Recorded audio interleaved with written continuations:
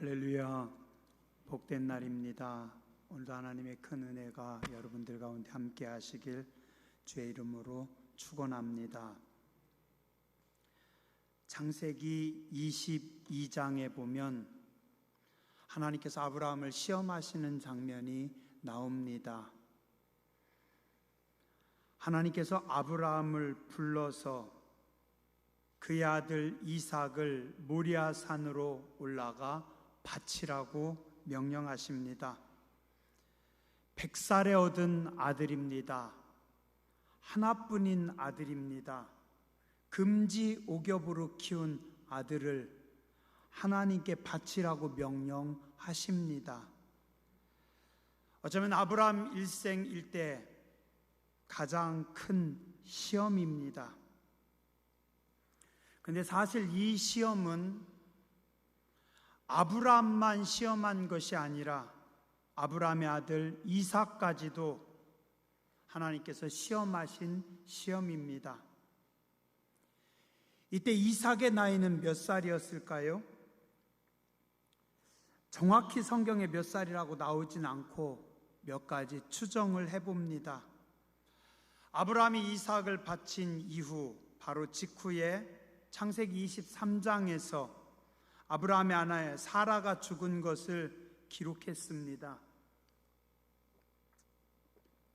사라가 죽을 때 나이가 127세였고 그래서 아마 이 시험의 때가 바로 직전이었을 거다라고 보면서 아브라함의 나이 137세, 이삭의 나이 37세로 보는 분들도 있습니다. 그게 딱 맞는다는 건 아니에요. 그렇게 보는 분들도 있다라는 겁니다.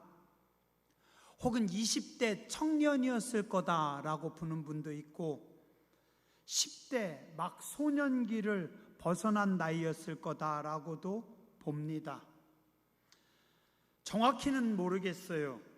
그러나 분명한 것은 창세기 22장 6절에 보면 무거운 나무 따는 아들 이삭이 지었고 아버지는 불과 칼을 들고 갔다는 점을 통해서 아브라함은 이미 나이가 많은 노인이었고 이삭은 아버지보다 힘이 더 세고 건강했다라는 걸 볼 수 있습니다. 두 사람은 부자지간이지만 나이 차이가 100살이고 어쩌면 할아버지와 손주와도 같은 그런 모습이었을 겁니다. 창세기 22장 7절에 보니까 아들 이삭이 아버지에게 질문을 합니다. 아버지, 번제에 쓸 불과 나무는 준비되었는데 양은 어디 있습니까? 이 아브라함이 급하게 대답합니다. 아마 하나님께서 준비하셨을 거다. 말은 했지만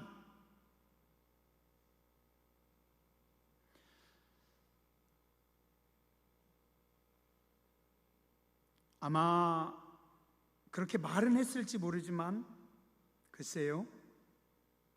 창세기 22장 9절과 10절에 보면 하나님께서 그에게 일러주신 곳에 이른지라 이 아브라함이 그곳에 제단을 쌓고 나무를 벌려놓고 그의 아들 이삭을 결박하여 제단 나무 위에 올려놓고 손을 내밀어 칼을 잡고 그 아들을 잡으려 하니 라고 기록하고 있습니다. 나이 많은 아버지가 젊은 아들을 결박해서 제단 나무 위에 놓고 칼로 그 아들을 죽이려 할 때 젊은 아들은 아무것도 안 하고 가만히 있었다는 겁니다. 이때 이삭은 젊고 힘이 있었는데도 전혀 반항하지 않았고 도망하지도 않았고 또 왜 나를 죽이려고 하냐고 한마디 질문도 하지 않습니다. 그냥 묵묵히 아버지의 칼을 받아들입니다. 어떻게 이게 가능했는지 모르겠습니다. 아직 젊은 이삭은 더 살고 싶었을 텐데, 어쩌면 도망하고 싶었을 텐데,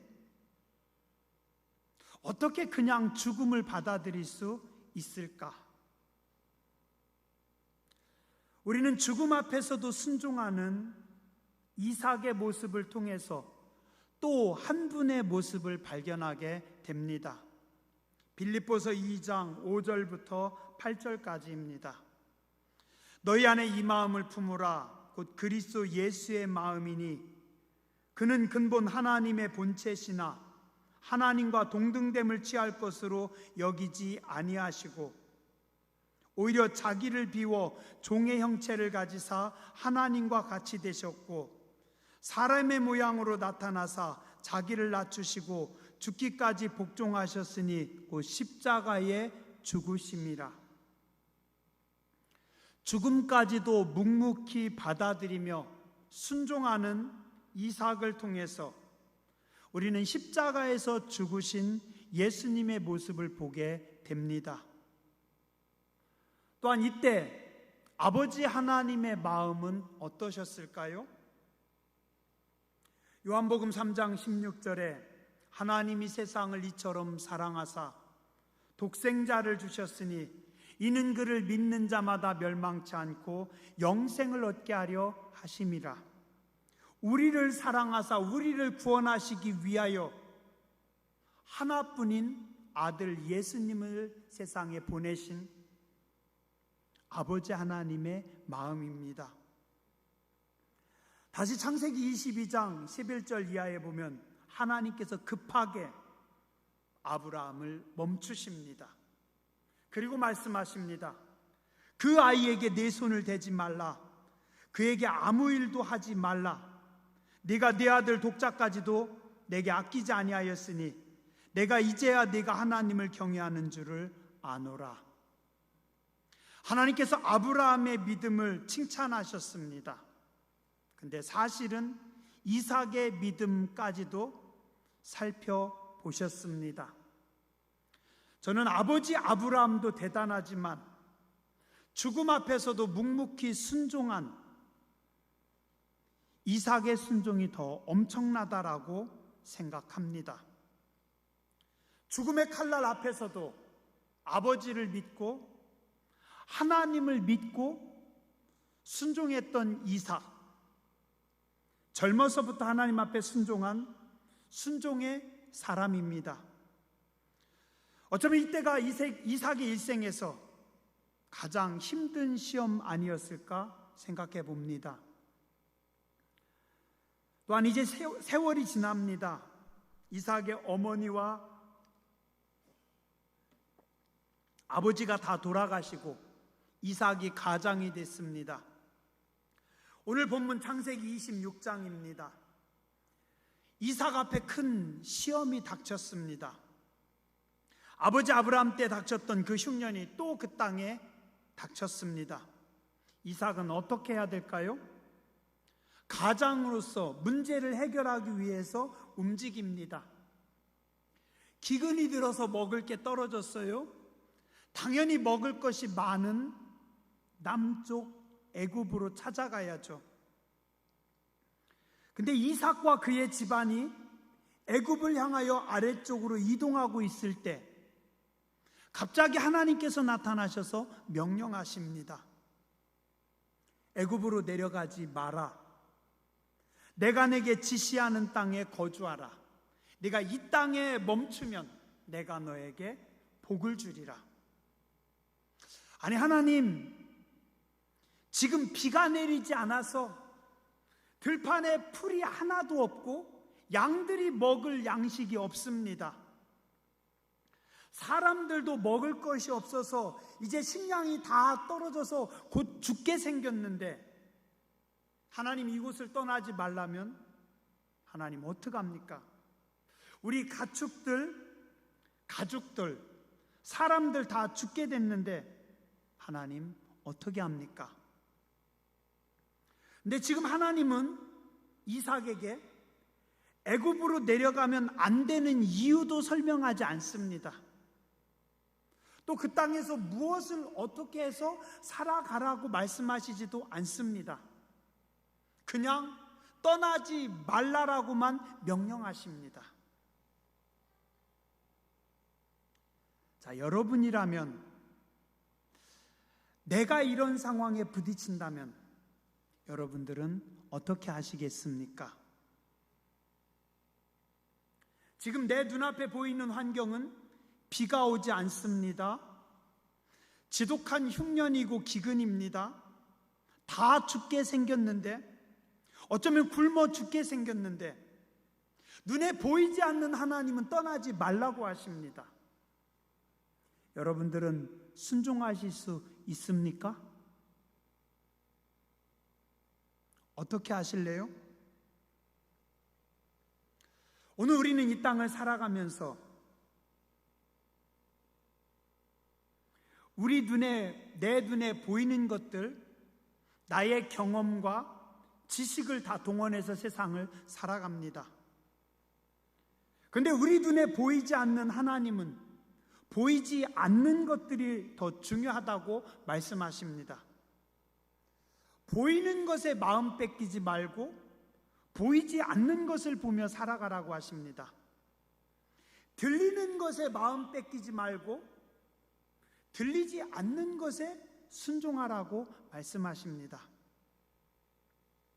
아담과 하와의 눈앞에는 보암직도 하고 먹음직도 하고 지혜롭게 할 만큼 탐스러운 사과가 있는데, 하나님은 보이는 것을 보지 말고 보이지 않는 하나님의 음성에 순종하라고 하십니다. 사실 우리가요, 가만히 멈춰서 정신을 차리고 깊이 생각해 보면 오늘 우리를 힘들게 하는 것들, 그것들은 보이지 않는 것들이 아니라 보이는 것들입니다. 여러분들이 지난 한 달의 삶을 한번 돌아보면서 한번 생각해 보시기 바랍니다. 지난 한 달간 나는 보이는 것 때문에 힘들었는가, 보이지 않는 것 때문에 힘들었는가? 보이지 않는 하나님의 음성이 여러분들을 힘들게 했습니까? 보이지 않는 하나님의 꿈이, 하나님의 복이, 하나님의 지혜가, 하나님의 열정이 여러분들을 힘들게 했습니까? 아니면 보이는 환경이, 보이는 사람들이 여러분들을 힘들게 했습니까? 아마도 보이지 않는 것보다는 보이는 것들 때문에 우리는 힘들 겁니다. 내 지갑에 잠깐 들어왔다가 너무나 빨리 사라져버리는 그놈의 돈 때문에, 카드 사용 금액이 날라오면서 빨리 요 금액을 채워넣으라고 하는 것 때문에, 혹은 내 몸을 힘들게 하고 내 몸이 아픈 것들 때문에 힘들지 않으신가요?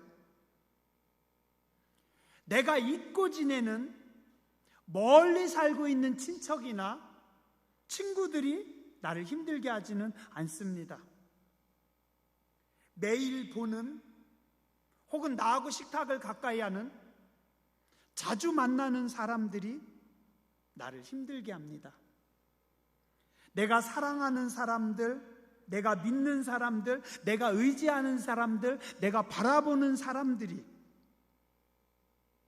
전부 다 내 눈에 보이는 가까운 사람들입니다. 근데 성경은 말씀합니다. 보이는 것에 소망을 두지 말고 보이지 않는 것에 소망을 두라. 그것이 지혜로운 인생을 살아가는 비결이다. 자, 오늘 이삭의 눈앞에, 그의 눈에 보여지는 것은 메마른 들판입니다. 이글이글 타오르는 태양입니다. 시름시름 앓고 병들어 죽어가는 양들, 배고프다고 울고 있는 가족들입니다. 자, 그런데 보이지 않는 하나님의 음성은 네가 그곳에서 순종하라고 합니다. 어떻게 해야 돼요? 보이는 건 힘든데 보이지 않는 하나님의 음성은 순종하라는 겁니다. 그런데 위대한 이삭은 이미 젊어서 죽음을 경험했습니다. 하나님의 구원을, 하나님의 손을 경험했습니다. 그래서 보이지 않는 하나님의 음성에 순종할 수 있는 용기가 있었습니다. 그리고 그곳에서 멈춥니다. 땅이 다 말랐는데, 먹을 것이 안 보이는데, 태양이 뜨거운데, 짐승과 사람들이 굶어 죽고 있는데 보이지 않는 하나님의 음성에 순종합니다.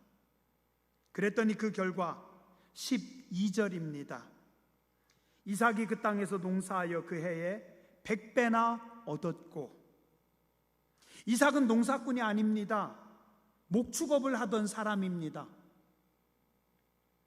근데 하나님의 말씀에 순종해서 거기 그냥 머물렀더니 비가 오지 않아서 풀들도 자라지 않는 땅에서, 그곳에서 그 해에 100배의 결실을 거둡니다. 16절에 보면 원래 그 땅에서 농사짓던 농사꾼 아비멜렉이 이삭에게 떠나라고 부탁합니다. 원래는 자기들이 농사꾼인데 농사를 짓지 않고 목축업을 하던 이삭이 와가지고 농사를 졌는데 오히려 그 해에 100배의 결실을 거두고 부자가 되는 겁니다. 이 해의 농사는 누가 졌을까요? 저는 이삭이 농사를 지은 게 아니라 하나님의 손이, 천사들이 이삭이 잠을 잘 때 밤에 와서 농사를 지어줬다고 봅니다. 우리 교회 성도님들도 할 수만 있다면 성도님들이 농사를 짓는 것이 아니라 하나님의 손이 농사 짓는 분들 되시길 바랍니다. 마가복음 4장 8절에 보면 더러는 좋은 땅에 떨어짐에 자라 무성하여 결실하였으니 30배와 60배와 100배가 되었더라. 보통 사람들은 농사를 지면 30배 혹은 60배 거둡니다. 그런데 하나님의 손이 함께 할 때는 그곳에서 100배의 결실을 거두는 줄 믿으시기 바랍니다. 그리고 하나님의 복은 계속됩니다. 하나님은 한번 하늘문을 여시고 복을 부으시면 우리가 기도한 기도의 제목에만 응답하시는 것이 아니라 내 기도 제목 뒤에 계속해서 하나님께서 그곳에서 복을 부어 주십니다. 창대합니다. 왕성합니다. 거부가 됩니다. 양과 소와 종들이 심이 많아집니다. 그리고 비는 내리지 않는데 이상하게도 이삭의 종들이 가가지고 우물을 파면 물이 나옵니다. 언제요? 지금부터 4,000년 전에 철기가 없던 시대, 기껏 해봤자 청동기만 있었을 상황인데 그 황폐한 땅에서 이삭이 땅만 파면 우물이 솟아나는 겁니다. 이 우물을 양보하고 이쪽에 가서 또 파면 또 우물이 나오고 저쪽에 가서 또 파면 또 우물이 나오고, 물은 뭐예요? 하나님의 은혜고 하나님의 복입니다. 이삭의 종들이 땅을 팠을까요? 아니면 하나님의 천사들이 땅을 파줬을까요? 사람이 사업을 하고 사람이 땅을 파고 사람이 농사를 짓고 사람이 돈을 모으는 분들이 있고, 사람은 자는데 보이지 않는 하나님의 손이 땅을 파주고 천사들이 농사를 짓고 하나님께서 사업을 해서 하나님께서 돈을 부어주는 사람들이 있습니다. 누가 더 잘 될까요? 한번 따라서 하시죠. 일하는 사람보다 순종하는 사람이 더 잘 됩니다. 나보다 하나님이 훨씬 더 지혜롭습니다. 옆에 분 앞뒤 분 인사 한번 하시죠. 순종하며 사세요. 고집 좀 그만 부리고 순종하며 사세요. 한 번 더 해주세요. 왜 그 말을 못해요?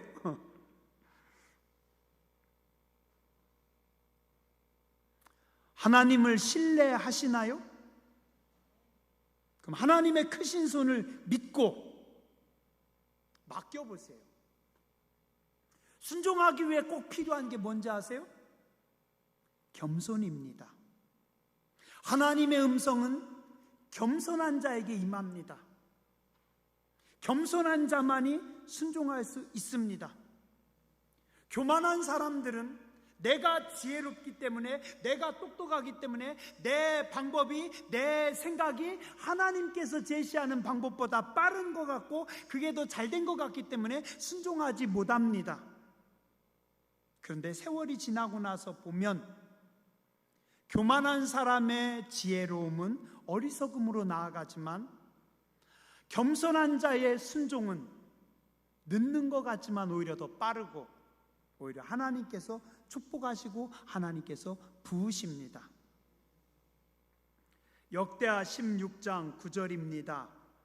여호와의 눈은 온 땅을 두루 감찰하사 전심으로 자기에게 향하는 자들을 위하여 능력을 베푸시나니. 하나님의 눈은 온 땅을 두루 감찰하사 자기에게 향하는 자들을 위하여, 하나님에게 향하는 자들을 위하여 능력을 베푸신다. 누구에게요? 하나님의 눈은 순종하는 자에게 능력을 베풀어 주십니다. 우리가 순종할 때 우리의 삶을 가장 지혜롭게 살 수 있습니다. 마지막으로 순종하는 자에게 하나님께서 주시는 복, 성경에 말씀하고 있습니다. 신명기 28장 1절부터 14절입니다. 여러분들이 잘 아는 말씀입니다. 우리 신앙의 선조들이 잘 알고 이 말씀을 붙잡고 하늘문을 열었습니다. 네가 네 하나님 여호와의 말씀을 삼가 듣고, 하나님의 말씀을 삼가 듣고 내가 오늘 네게 명령하는 그 모든 명령을 지켜 행하면, 하나님의 명령을 지켜 행하면, 삼가 듣고 하나님의 명령을 지켜 행하면 네 하나님 여호와께서 너를 세계 모든 민족 위에 뛰어나게 하실 것이라.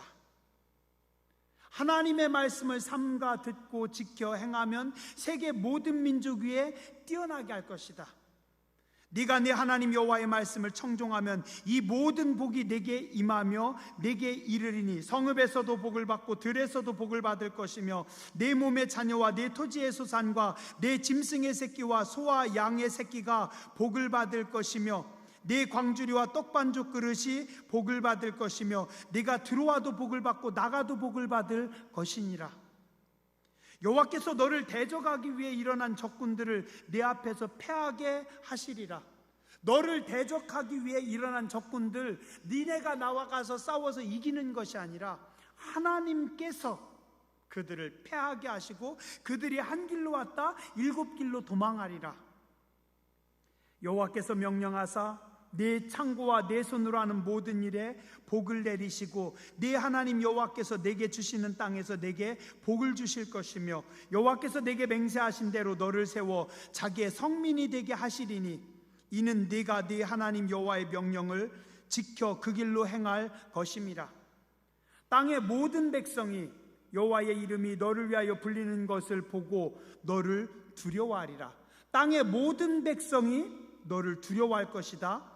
여호와께서 내게 주리라고 네 조상들에게 맹세하신 땅에서 내게 복을 주사 네 몸의 소생과 가축의 새끼와 토지의 소산을 많게 하시며 여호와께서 너를 위하여 하늘의 아름다운 보고를 여시사 네 땅에 때를 따라 비를 내리시고 네 손으로 하는 모든 일에 복을 주시리니 네가 많은 민족에게 꾸어줄지라도 너는 꾸지 아니할 것이요 여호와께서 너를 머리가 되고 꼬리가 되지 않게 하시며 위에만 있고 아래에 있지 않게 하시리니 오직 너는 내가 오늘 네게 명령하는 네 하나님 여호와의 명령을 듣고 지켜 행하며 내가 오늘 너희에게 명령하는 그 말씀을 떠나 좌로나 우로나 치우치지 아니하고 다른 신을 따라 섬기지 아니하면 이와 같으리라.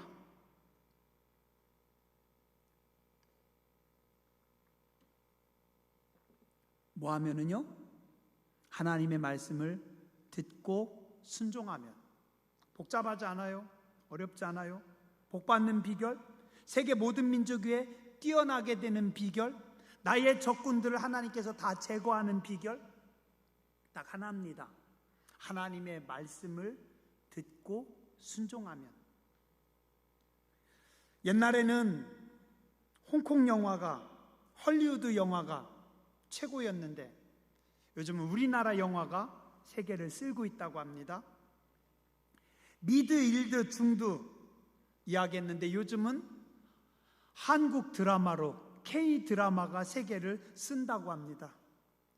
우리가 어릴 때, 제가 어릴 때 놀던 우리 동네에서는 오징어 가샹이라고 했는데 요즘에 오징어 게임이 세계 모든 나라에서 탑이랍니다. 한국 문화가 세계 최고입니다. 예전에는 비틀즈가 최고였는데 요즘은 방탄소년단이라잖아요. 한국의 기술력이 세계 최고가 됐습니다. 지금 우리나라는 세계 6위의 군사력, 세계 10위의 경제력, 자랑스러운 대한민국에서 우리는 살고 있습니다. 왜요? 하늘문이 열린 땅이니까. 우리 신앙의 선배들이 순종함으로 신명기 28장의 말씀을 붙잡고 몸부림쳐 기도함으로 오늘 우리가 이 축복의 땅에서, 기적의 땅에서 모든 풍요로움을 누리며 살아가고 있습니다.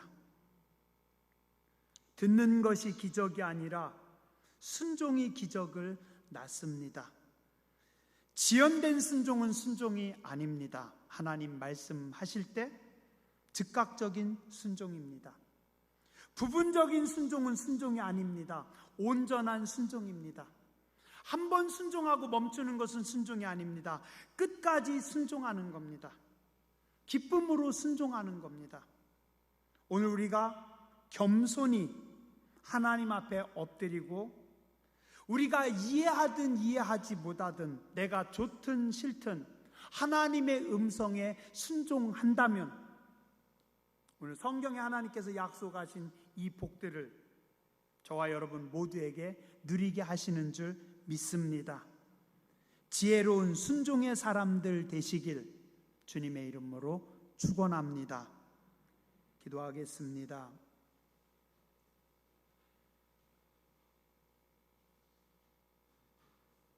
거룩하신 하나님, 은혜로우신 주님, 오늘도 저희들 주의 거룩한 존전에 나와 예배하게 해주셔서 감사합니다.